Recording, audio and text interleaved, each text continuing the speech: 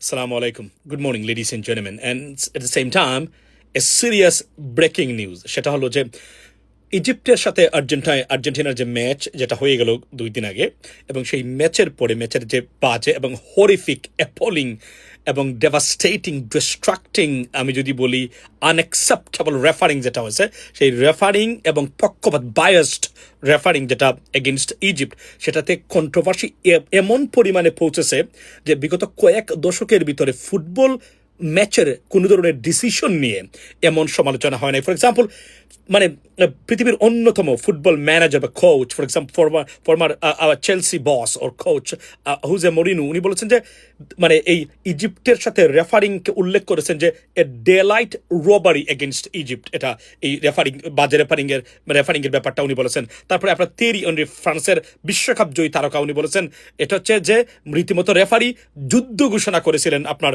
এই ইজিপ্টের মানে বিরুদ্ধে।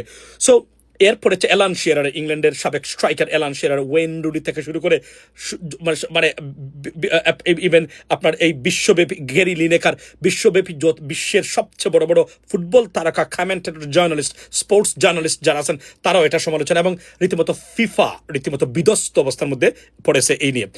অলরেডি এই রেফারিকে আপনার মানে বিশ্বকাপ থেকে সরিয়ে নেওয়া হয়েছে, রেফারি সহ আরো যে 3জন ছিলেন সবাইকে সরিয়ে নেওয়া হয়েছে। অর্থাৎ এই বিশ্বকাপে এই রেফারিরা কেউ আর দায়িত্ব পালন করবেন না, যদিও অনেকেই মনে করেন অলরেডি জব ডান, এখন করেই কি হবে। তবে সবচেয়ে বড় ব্রেকিং নিউজটা এখানে যেটা হলো যে, এবং এটা মারাত্মক ব্রেকিং নিউজ, সেটা হলো আমার পিছনে দেখতে পাচ্ছেন আপনারা, দেখেন, এই দেখেন, Argentina football association under investigation by FBI। এটা হচ্ছে সবচেয়ে রিমার্কেবল এবং সিরিয়াস ইনভেস্টিগেশন, সরি মানে breaking news in terms of football or Argentina.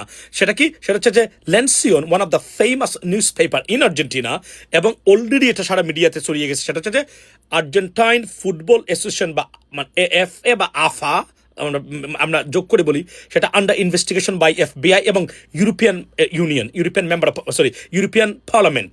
তারা মানে অর্থাৎ কেন এটা? কারণ মানে প্রায় $300 মিলিয়ন ফ্রডের ইনভেস্টিগেশন করতেছেন বর্তমানে FBI। Why I say that? Because আপনারা জানেন যে আর্জেন্টাইন ফুটবল অ্যাসোসিয়েশনের তাদের যে কমার্শিয়াল কন্ট্রাক্ট ম্যানেজার বা গ্রুপ যেটা বা অফিস যেটা, যারা অর্থ বিভাগটা দেখাশোনা করে বা বাণিজ্যিক বিভাগটা দেখাশোনা করে, তারা তাদের দে আর বেসড ইন মায়ামি, অর্থাৎ Miami, United states of America. So এটা একটা নজিরবিহীন খবর, এবং এই খবরটা আজকে কিন্তু ব্রেক করে। অর্থাৎ এই ইজিপ্ট আর্জেন্টিনা ম্যাচের পর যারা আর্জেন্টিনার অন্ধ ব্লাইন্ড সাপোর্টার ছিলেন, তারও প্রতিবাদে আপনার মুখর, এবং এটা সব জায়গায় বলা হচ্ছে, যত স্পোর্টস ম্যাগাজিন আছে, বড় বড় নিউজ পেপার, আপনি যদি বলে স্কাই স্পোর্টস থেকে শুরু করে ESPN, সব জায়গায় একটাই সুর, আর মানে ইজিপ্টের কাছ থেকে ম্যাচটা রেফারি নিয়ে গেছেন আর্জেন্টিনার জন্য, এবং তারা ফিফাকে এবং এই ভয়ঙ্কর রেফারিংকে দোষী করেছেন, এবং সেই সাথে রেফারি কোনোভাবে বায়াস কিনা, which is most likely, because আমরা, কারণ বুঝতে হবে এখানে একটা কানেকশন আছে, পৃথিবীর সবচেয়ে দুর্দর্শ পাওয়ারফুল একটা দেশ বা অর্গানাইজেশন আছে, নট আমেরিকা, তাদের সাথে কানেকশন থাকতে পারে, যেটাই এখন বাবা হচ্ছে। এবং সবচেয়ে বড় ব্রেকিং নিউজ হচ্ছে AFA বা AFA, তারা under FBI investigation. Let's see what happens next, ladies and gentleman. Be blessed. আসসালামু আলাইকুম।